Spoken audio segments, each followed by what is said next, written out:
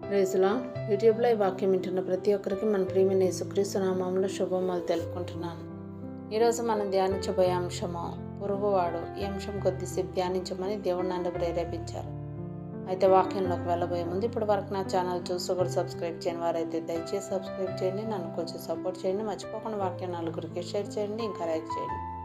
మీరు లైక్ చేయడం ద్వారా వాక్యం నలుగురికి రీచ్ అవుతుంది.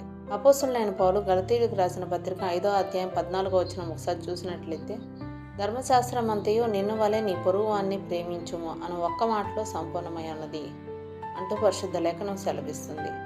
అరణ్య ప్రయాణంలో ఉన్న ఇశ్రాయేలీయులకు దేవుడు 10 ఆజ్ఞలు ఇచ్చి వాటిని తూచా తప్పకుండా పాటించమని చెప్పాడు.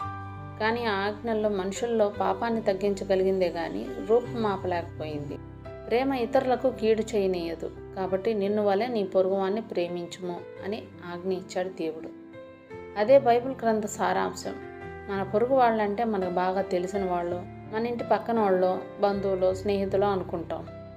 మనకు తెలిసిన వాళ్ళని మనల్ని మనం ప్రేమించుకున్నంతగా కాకపోయినా కొద్దో గొప్ప అవసరాన్ని బట్టి సహాయపడతాం.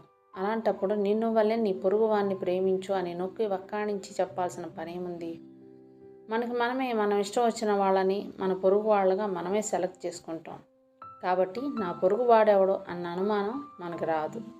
అయితే ఎవరికో అనుమానం వచ్చి నా పొరుగు వాడెవడు అని యేసు ప్రభువుని అడిగినప్పుడు ఆయన మంచి సమరయుని కథ చెప్పాడట.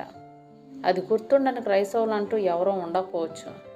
అయితే అది ఆచరించే క్రైస్తవులు కనబడడం మాత్రం చాలా అరుదుగా ఉంటుంది. దొంగల చేతిలో చిక్కి గాయపరచబడిన వ్యక్తిని యాజకుడు లేవీయుడు చూసినప్పుడు వారి హృదయం స్పందించలేదు. నిన్ను వలె నీ పొరుగువాన్ని ప్రేమించమని దేవుడు చెప్పిన మాట వారికి గుర్తు రాలేదు. వాళ్ళు దేవుని పని చేసేవారైనప్పటికీ దేవుని మాటకు వారు విలువ ఇవ్వలేదు. కానీ గాయపడిన వారిని చూసినప్పుడు సమరయుని హృదయం మాత్రం స్పందించింది. అతనికి జాలేసింది. అతని గాయాలకి నూనె పూసి వాడిని ఇంటికి తీసుకెళ్లి తన డబ్బు ఖర్చు చేశాడు. అపోస్తలుడైన పౌలు రోమీయులకు రాసిన పత్రిక 13వ అధ్యాయం 10వ వచనంలో ప్రేమ కలిగి ఉండుట ధర్మశాస్త్రమును నెరవేర్చుడే అంటూ పరిశుద్ధ గ్రంథంలో రాయబడి ఉండడం మనం చూడొచ్చు. ధర్మశాస్త్రాన్ని నెరవేర్చవలసిన యాజకుడు లేవీయుడు పక్కకు తప్పుకుంటే తన పొరుగువాన్ని ప్రేమించి జాలిపడిన సమరయుడు ధర్మశాస్త్రాన్ని నెరవేర్చిన వాడయ్యాడు. పొరుగువాన్ని ప్రేమించలేనప్పుడు, కష్టాల్లో బాధల్లో ఉన్నవారిని ఆదుకోలేనప్పుడు దేవుని యందలి మన భక్తి నిరర్థకమవుతుంది కదా. 24 గంటల వాక్యం విన్నా, బైబిల్ చదివినా, మోకాళ్ళ చెప్పులు అరిగేలా ప్రార్థన చేసినా బూడిదలో పోసిన పన్నీరే అవుతుంది. ఇతరుల పట్ల మన హృదయ స్పందనను బట్టి మనకు తీర్పు తీర్చబడుతుందంటూ మత్తయి సువార్త 25వ అధ్యాయం 31 నుంచి 46 వచనాల్లో రాయబడి